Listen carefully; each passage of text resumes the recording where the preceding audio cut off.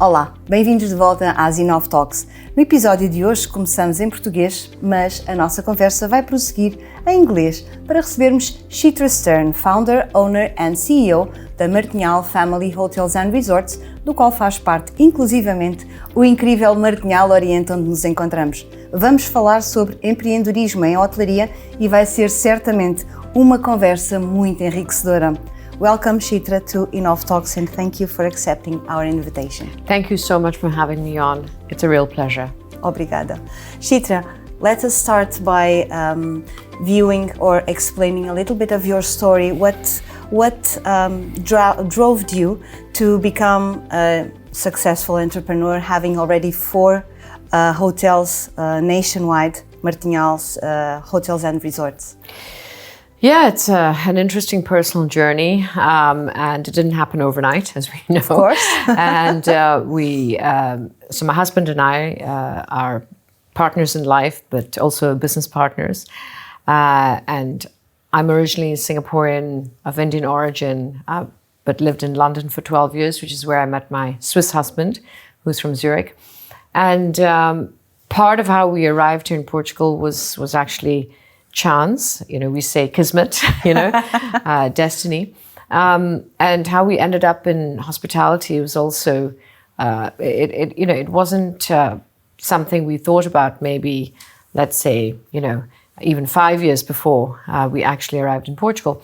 But Portugal is experiencing fantastic growth at the time, and it had just become, 15 years, it had already been a member of the European Union, and Portugal was still the most undiscovered country in Western Europe. All the EU infrastructure funds were kicking in, and highways were being built from, west to east and east to west and, north, south, all over the country. I know in Portugal we complain a little bit about the autostradas, the highways, but they were crucial in connecting parts of the country for tourism. Faro Airport was doubling its capacity at the time from 4 million to 8 million passengers a year. Portugal, has something over 900 kilometers of white sandy beaches, coastline and sandy beaches, and lovely people, who are very welcoming, with genuine hospitality. I always say, they're quite sort of understatement. They're not like the Spanish, who are much more extrovert. Yes. But it's a very genuine hospitality, and the food is amazing, the wine is amazing. So when we first discovered Portugal, a lot of the things were great for tourism, and yes, hotels. So when you talk about how we started out, as entrepreneurs in this industry, it was one of the options we had, I would say, actually, because we looked at other opportunities.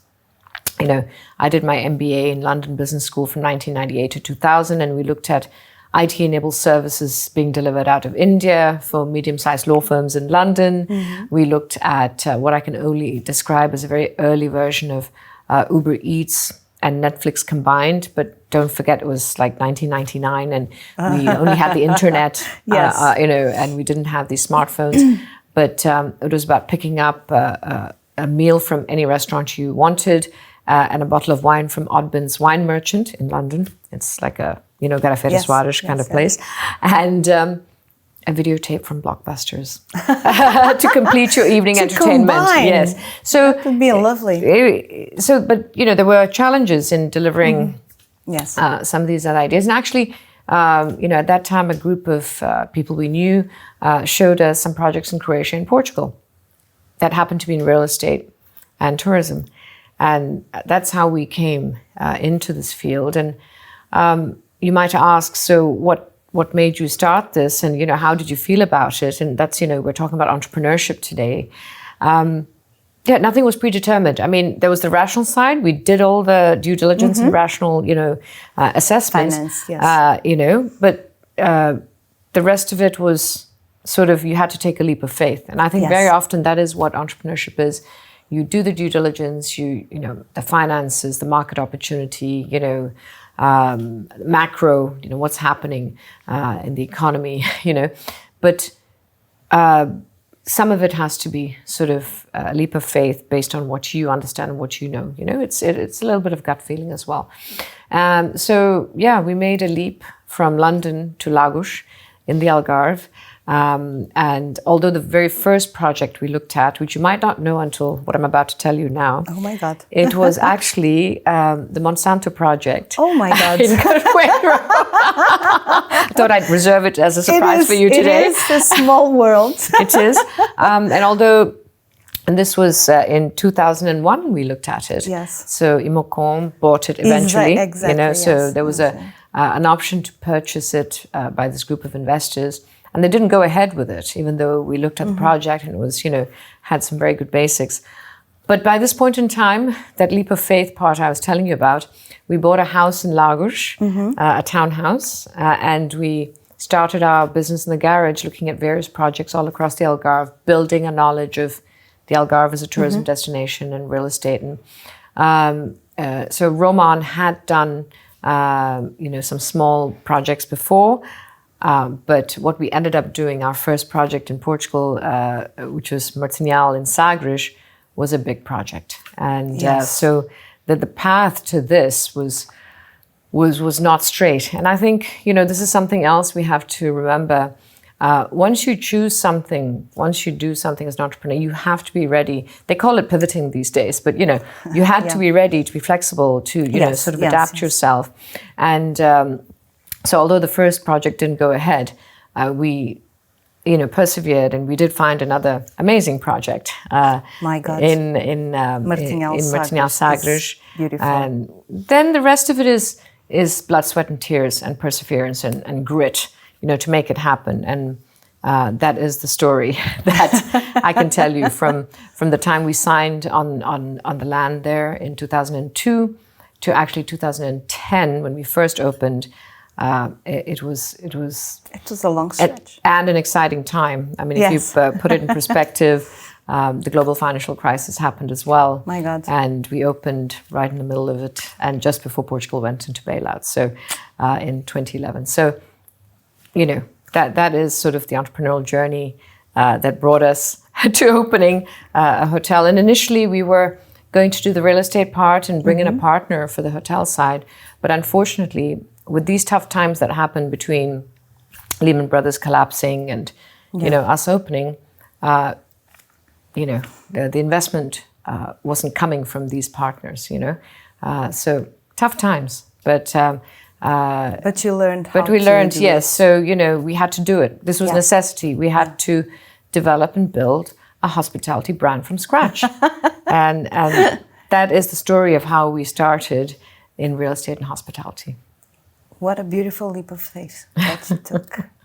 Really nice. Thank you. Thank you for sharing. Thank you. There must have been a lot of challenges for you as an entrepreneur, and also being a foreign person in our country.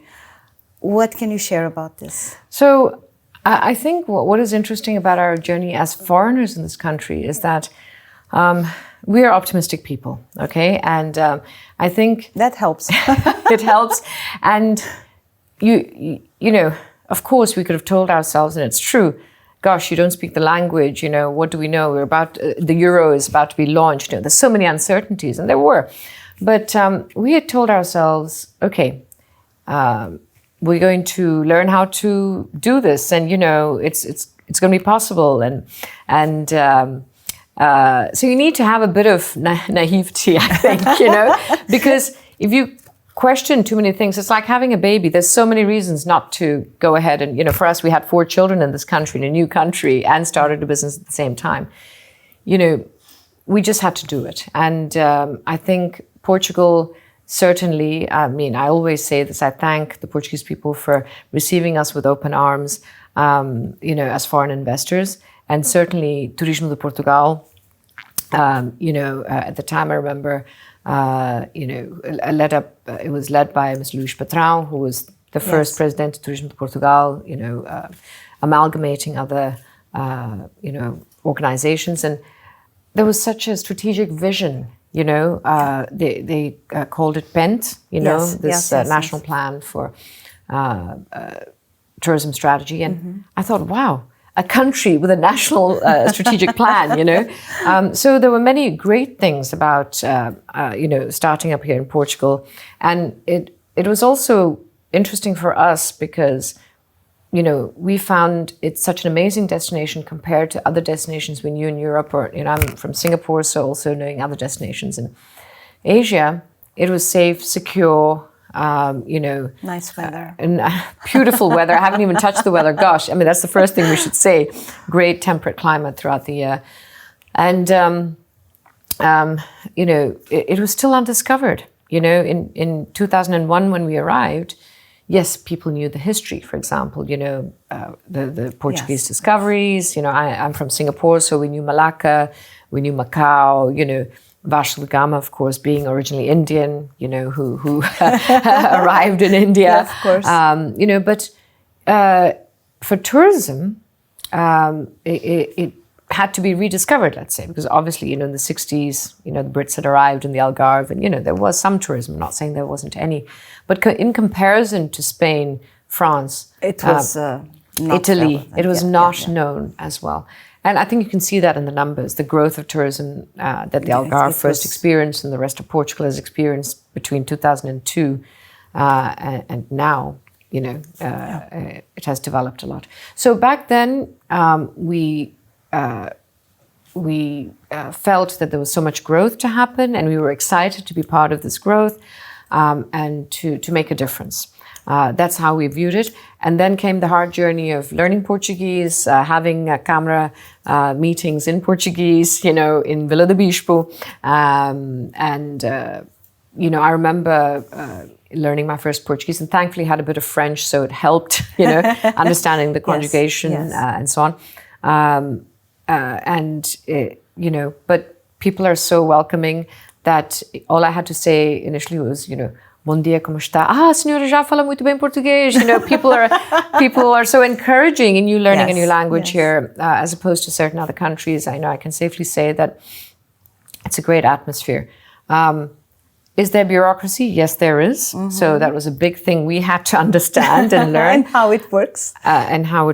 And I would say that, you know, this, of course, we had to jump over many hurdles and jump through many hoops, as we say, you know, to make this project reality. But I think one great thing in Portugal is if you have a great project which is contributing positively to the economy and to the local community, people embrace you and really, you know, work with you to make it happen. You know, and I say this from my heart, it's true. So it comes back to the Portuguese people, which make it possible, you know. So, and in the last, you know, 20-something years, 23 years nearly, certainly with the government efforts to simplify and, you know, decrease bureaucracy, it has certainly happened. So, you know, these are my impressions. It was a joint effort. That's nice of you to say. Actually, you put that place in the map because it wasn't touristic. And now it is a beautiful, beautiful place for families. I know the place, so I love the energy, and it's one of those places. So thank you so much. Well, you know, I still remember we looked at various different projects, and there were smaller projects that we could have done.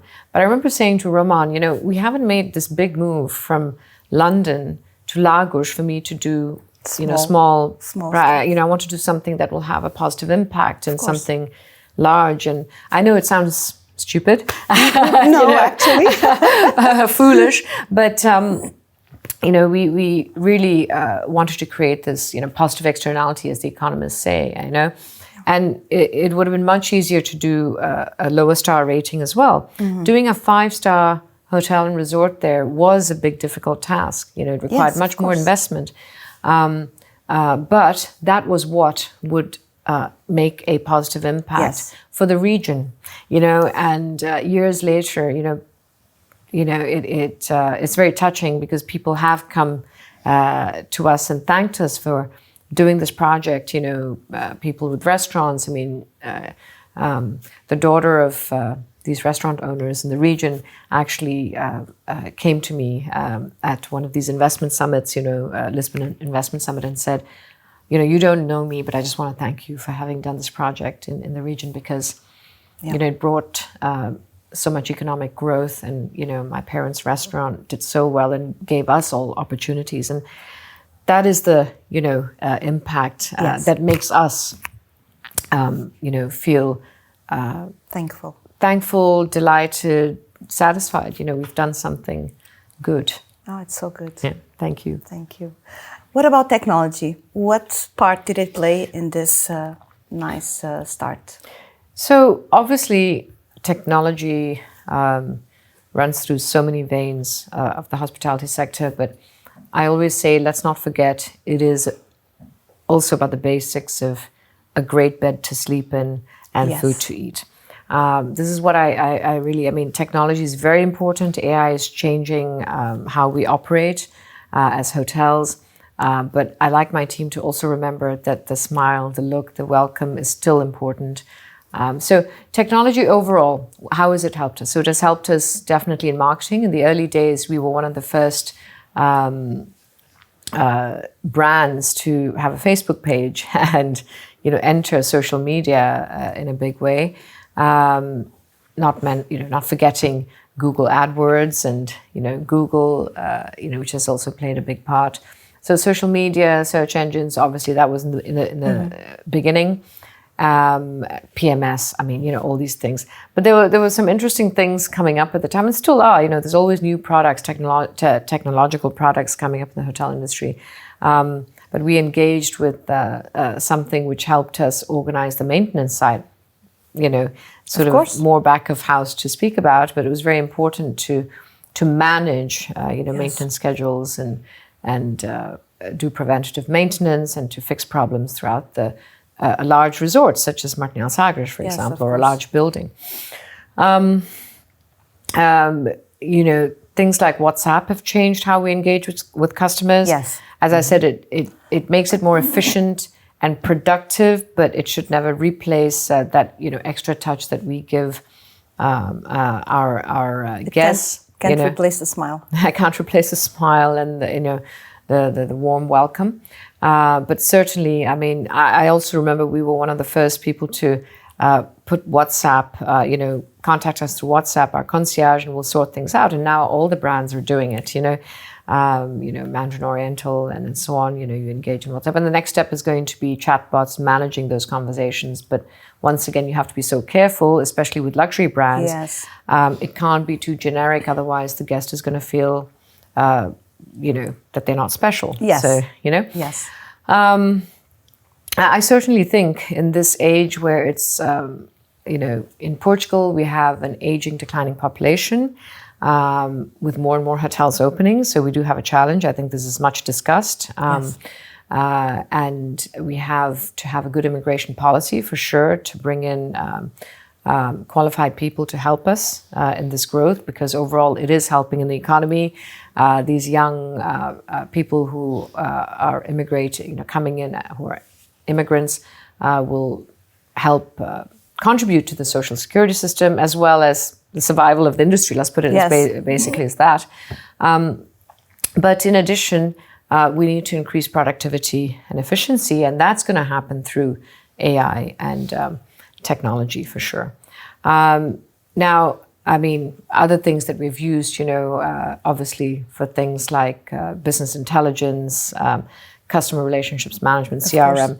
But again, I don't like to be sort of blinded by technology. It took us years to find a good CRM product. The market has, lots of software that says they're CRMs, for example. But what we kept finding, when you dug deeper, was that they were just glorified newsletter products, and we didn't need that, We didn't need glorified newsletter software. We really needed to get deeper into the data of the clients, the guests, so that we could, develop services for them and be better at serving them and, communicating with them. So that's one of the things I want us to really focus on in the hospitality industry. There are many products, but you as a brand, you need to really go into the detail of assessing these products before we adopt them. A little bit of an overview. Technology plays a very important part in our industry, obviously. Can you share some strategic decisions that you have made to grow Martinhal Hotels and Resorts? Absolutely. I mean, I think strategy is everything. Just by starting a hotel, people tell me, "Oh, I'm opening a 5-star hotel." Fantastic.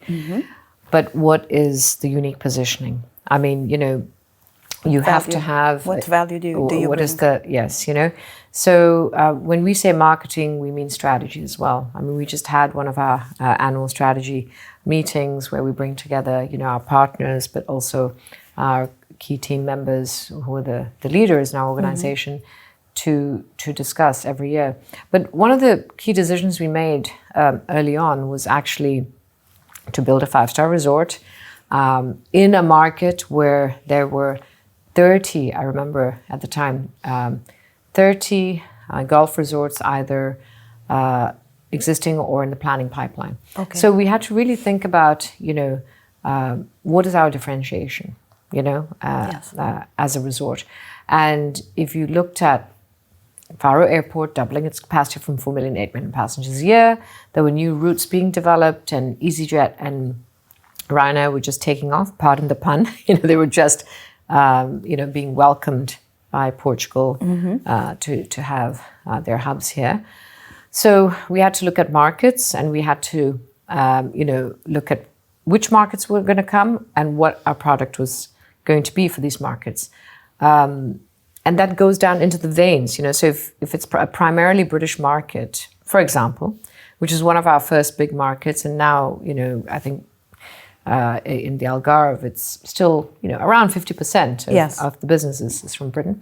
You need to understand what the customer wants, needs, what drives them. What drives them, We start our dinners at 5 p.m. because the British families eat early. So, this is just a small example to show then that actually drives your costs, as well. Opening a restaurant at 5 versus 7 p.m. is quite different, right? And our focus on families, why did we choose that? Because we had started having children, and we'd, traveling around, we realized that all the places we loved going to before were actually not possible to go to anymore with babies. Because, this was certainly at the time, back in 2002, you could either go to sort of more mass concepts, or go to a luxury hotel and suffer, through the experience, because, everyone would be looking at you, oh, why have they brought a baby into the, restaurant and so on. And we're not saying the Portuguese society is very welcoming of children. This was one of my icebreakers, having the children, in Portugal. People love children, and they love family, But in the hotel industry, this was not a thing at the time, okay? So we said, luxury for families. This is where there's going to be a lot of growth, because people were having children later, after they'd focused on their education, professional careers, and so on. And they want some luxury as well when they go on holiday. So this was one of the key decisions we took. And I still remember the conversations we had in building our teams. This was not easy to convince, even our teams that this was the way to go. The way to go. And we did, of course. When you build a team, you need to give people some freedom also to express their, opinions. And so, we did try to bring groups and, mice and, other things to Sagres, but it was really difficult to do this.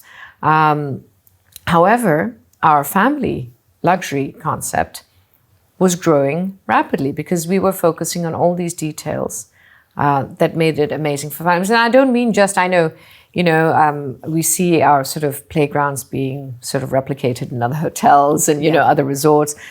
It's not just about the hardware. It goes deep down, also into the food we prepare, into the kids club hours, into the hours we open our restaurant, the service, the baby concierge. And that was a big decision to take, but it is definitely one of our success factors, because that's what, brands are. When you have generic brands, you're competing in a different space. Yes. If you look at porters, sort of, do you go for the mass market or do you go for your unique positioning, at a higher end place, or you're going to be stuck in the middle? Yes. So we really chose to go for this niche, of luxury and families. But you're at the top head of the niche because you opened it. Yes, definitely. And this is definitely one of a success. And now I'm going to talk against myself because when it came to Martinhal Oriente, our fifth property in the end, in between we sold Martinhal Cascais into the Marinha, back to the Pinto Coelho family. It was a tough decision, but yes. They were pretty persistent in approaching us. So opening our fifth branded residences. This is a branded residences project, slightly different to the others because it was really about people living. Yes. And a hospitality project. So hospitality for the people living here, as well as hotel guests, let's say. Yes. And because of our location here in Parque das Nações, we knew that we would also have corporate guests. The Feira Internacional de Lisboa is just down the road. There's Web Summit. There's Microsoft just down the road. Vodafone's headquarters, AJ's headquarters right next door. So we adapted it to also serve these other clients. And I think we've done quite a good job without losing our core that's very important. Brand and what it means to people. So your brand values. Yeah. Congratulations. Thank you so much. So we've spoken about strategies. What about innovation? So innovation, it's a daily process. And I think the trick really is to get your people thinking about daily improvement and innovation. I know there are different things. Improvement is, less of a leap, and I think it's still important. By the way, it is.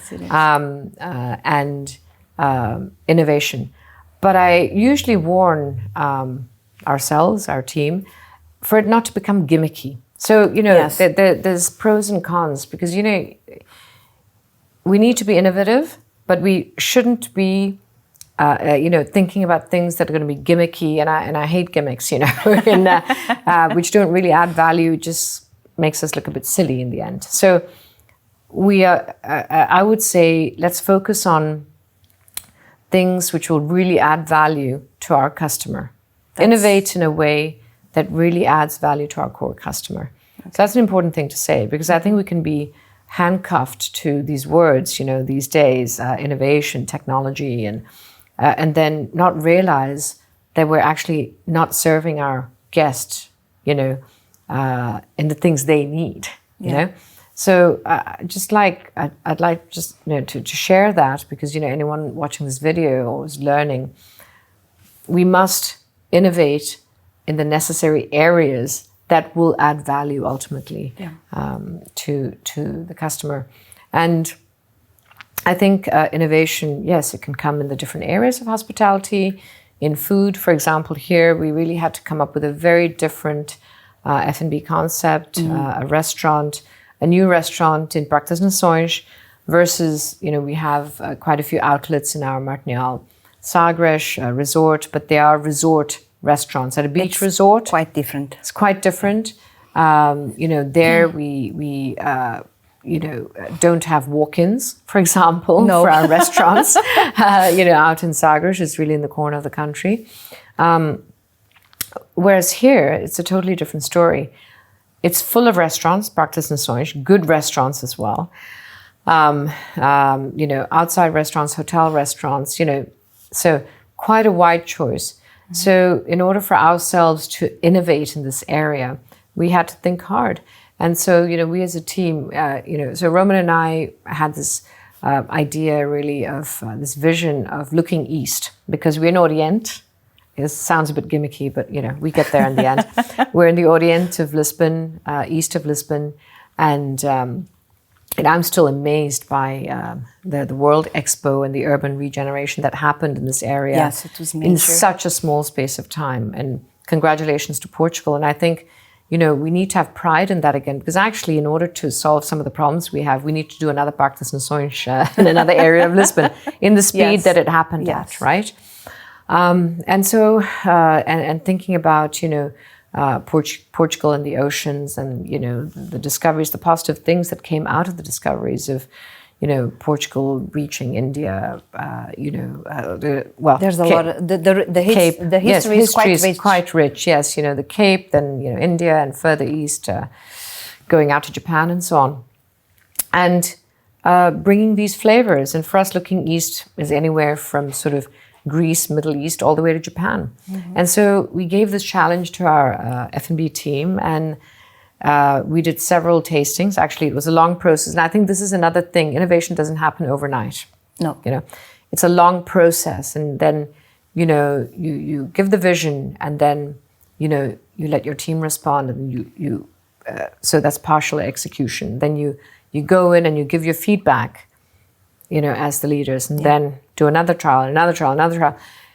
And even after you open, so even pre-opening, opening, and I must say, we have a very nice product now in our terrace. You can look it up, Terrace LX, on Instagram. And we have some amazing dishes that, our team has really managed to innovate and come out with these amazing dishes, influenced by Bombay street food, Thai, Pad Thai, Shumai and Hakao from, the Chinese dim sum. But also in a more subtle level, Korean pork ribs, some traditional sort of, dishes, things, but with, the influences, garupa cooked in tom yum sauce. And they have done us very proud, our team. And I'm very happy to say that locals, the tourists alike are loving our product. Oh, that's so good. Yes, absolutely. And we are doing Sunday brunches, which are very popular, a wide array of food with live music, and sushi nights, on Friday. But again, in this case, it's not innovation, but it's quality. We're really focusing on high quality sushi, sashimi, Thursday nights are jazz nights. So again, I think you need to look at your location, and, you have to bring something different if you want people to come to it. Of course. And again, then you have to bat it out of the ballpark. And I just want to warn people about this innovation topic. One more thing is, and at some point, you have to then take the good things and then really push them and not change them too much. Yes. Okay? Because sometimes this idea of innovation gives people a feeling, you need to change everything all the time. It's not. No. The good things you really need to keep and make sure it's consistent. If you take Nobu restaurant, for example, it's known worldwide, for its black cod. Yes.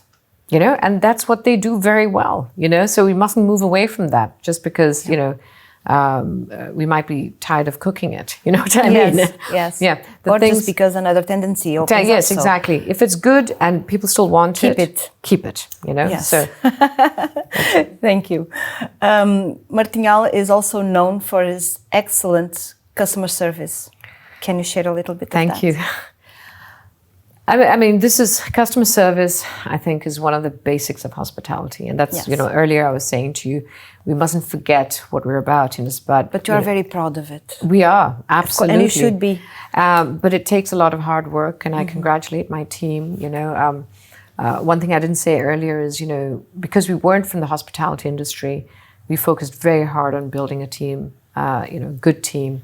And it's with great know-how. With great know-how, top down, but with the vision, the execution of our vision, which was slightly different at the time. And we continue to work hard on it, on HR policies. We have a great, top team. And customer service, service excellence. This is something we keep training, we keep looking at. The guest surveys are looked at every single day by our GMs. They have to be present. I think there's an important thing. You have to walk where the guests are to understand what's going on in your hotel, of course. You have and to resort. See what they see. And that's how you build excellent customer service, and you listen to the guests. And sometimes they come up with things that you can't execute. So I always tell my team, just because they say they need to find an easier way to bring the pram down, for example, we're not going to, then you can't just put ramps wherever you want. But of course, you can try to help people. So find solutions. So I think that's how you build excellent customer service. First of all, measure. Yes, Measure, and then let it feed back into the sort of marketing. It's a circle, right? There's marketing, you sell, people come and experience it, they give you feedback, and then that's got to be fed back into the product to improve the product, and then it's a cycle. Oh, that's good. So, last question already. This flew by very fast. Quickly, too quickly. What about sustainability and social responsibility? So, very important topics. I mean, I see when people talk about sustainability, I think social responsibility comes into this, And there are different ways of being sustainable. Very often, sustainability just means green to some people, but it has these various elements of sustainability. There has to be financial sustainability. So as well, you need to survive and pay your salaries. Yes. And, that's the first one. And this environment, of course, and social responsibility. I think these three things are elements of sustainability. And so, in terms of environment and let's say green factors, we keep working on those things. Even, I mean, when we built Martinhal Sagres back in the day, we started construction on it in 2008, but we really looked at preserving various parts of the shrubland, and as it stood. So we put up construction fences around these parts that we didn't want the construction to be damaged, and it was very hard, because construction companies just they like to it's efficiency of building, obviously. Yes, so this was difficult for them. But we involved a landscape architect, I remember, who was an expert in natural parks and natural landscapes. And this is what really also gives us the feeling of the beauty of Martinhal Sagres today. Yes. Is to have all these sort of mature, untouched, pieces within the resort as well. Beautiful green areas. But we also, in the planting, what we planted, we took advice on, what would consume less water. Of course. It's a very specific landscape out there. For those of you who haven't been to Sagres. And quite close to the beach. So yes, exactly. You cannot put something. It so needs to be specific. It has to start from then. And we already put in the pre-installation for desalination of salt water to give us, cleaner water, let's say. And for we use grey water for irrigation. We installed solar panels to complement the water heating already back in the day. So before people started talking about it, and photovoltaic cells on top of specific houses. I can't remember now. There's about 60 houses, maybe roughly, that have photovoltaic cells that brings in solar power. So generate solar power. So that was already with our first Sagres, but it is another cycle. Every year you look at what you can do to be more sustainable, and it comes also with building good quality, doing good quality construction so that the building doesn't lose heat or, become, I mean? So this makes a big difference in energy efficiency, of the building. Then, in terms of building here, Practice and Storage, of course, we tap into Climacer, which is, I think, a very advanced system for cooling and heating buildings using hot and cold water. It's studied by, other cities. They come here to look at, what Practice and Storage has done, and I think, reduction of other obvious things, reduction of plastic, glass bottles. We separation of waste. Separation of waste, those things. But, it's a huge journey, and there's much more to go. Water, saving water as well. So there's so many little things that you have to constantly do, constantly remind. And I think we are far away from Germany or Switzerland, where, in Portugal, but we have to keep working on it. This is not a trend. It is basic reality now. So. Absolutely. And, we keep fitting. So the CapEx budget always has some parts, for example, these energy saving mechanisms of the electricity, all the items turning off when someone leaves the building, villas. So it is a constant work. Yes. And I think the important thing is that, every year you know that part of your CapEx will have to go towards that. And thankfully, I mean, Portugal as a country, I think, is quite good at, alternative energy sources. So we just must accelerate, some of those good things. Of course. And what about social responsibility? Social responsibility, definitely. I already said, the community impact consideration was very important for us from the start.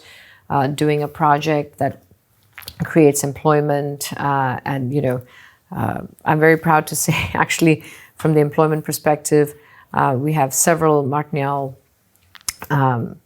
couples that came together, at Martinhal, and then they had children. So we're contributing to the Portuguese population growth. Yes. But in addition, we've done several community projects through the years.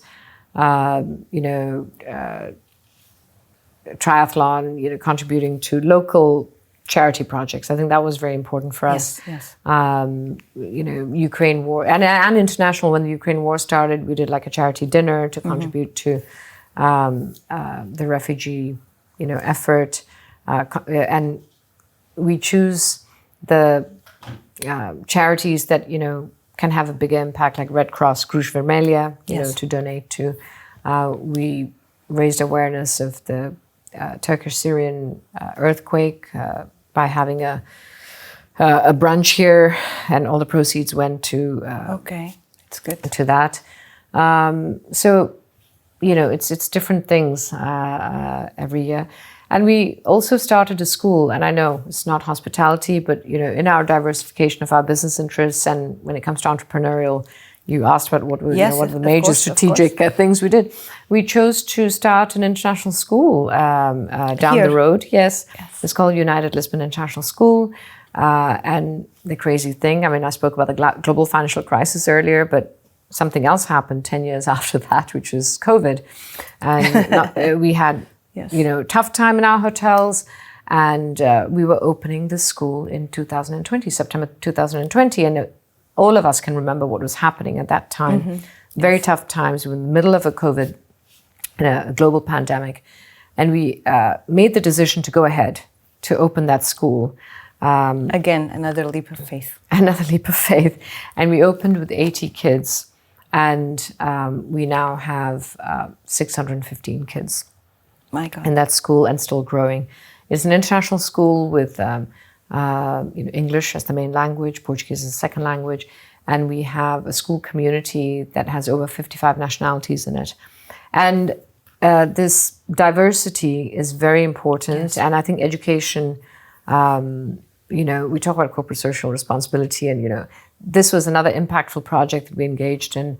And why did we do it? It's because at the time in 2017, when I was working for Portugal and again, I do these things for social responsibility as well. I was invited to join a foreign direct investment task force called Portugal In by Bernardo Trindade, ex-Secretary of State of Tourism. And how could I say no? It was such an honor. Of course.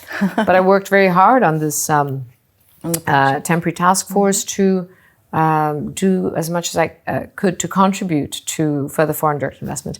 And one of the things I identified at the time was that the lack of international schools would be a barrier to further foreign direct investment. Yes.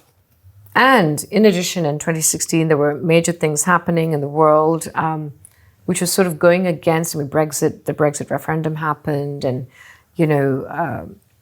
in the US, President Trump was talking about dismantling the UN and, things like this. And it felt as though global cooperation was slipping away. So, we felt very strongly about starting the school because it starts with education. And it's only through being united that you can solve global problems. Of course. And hence United Lisbon International School was born. And so, you know, our entrepreneurial energy going into these sort of other impactful projects, I think, is also part of our corporate social responsibility. Because in fact, I would say that equity and energy could have gone into building houses in Cascais too. Of course. Where they were sold very well, as you know, in Yes. those years. So, you know, sometimes I think there is, you know, when we talk about global corporate, you know, social responsibility, we also have to think about, you know, on a different level, Yes. you know, how we can contribute to the society and the world we live in. Oh, that's so nice. Chitra, it was a pleasure having you here, and I do hope that you keep on giving these leaps of faith, Thank you. improving not only Martinhal, but the school and other projects. Thank you so much. As long as Portugal wants us here, we are here. I'm sure we do. Thank you. Thank you. Thank you so much. E assim terminamos. Obrigada por estar desse lado a ouvir-nos. Como habitualmente, a conversa continua para lá deste e de todos os episódios, por isso acompanhe-nos também através das nossas redes sociais, no Instagram e Facebook em @InovTalks e no YouTube. O seu apoio e feedback é precioso para juntos continuarmos a construir uma melhor hotelaria em Portugal. Até ao próximo episódio e boas conversas.